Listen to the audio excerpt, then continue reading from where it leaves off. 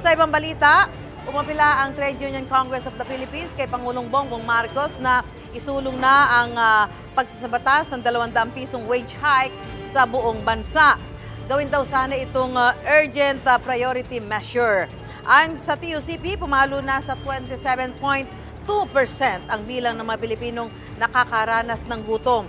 Yan daw ang pinakamataas na porsyento mula ng COVID-19 pandemic batay sa March 2025 Strat-Based Social Weather Station National Survey.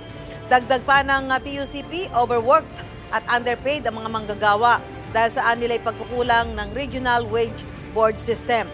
Panawagan nila na mag-take over na ang Kongreso at gawing batas ang 200 peso wage hike. Kinukuha pa ng GMA Integrated News ang reaksyon ng Regional Wage Board.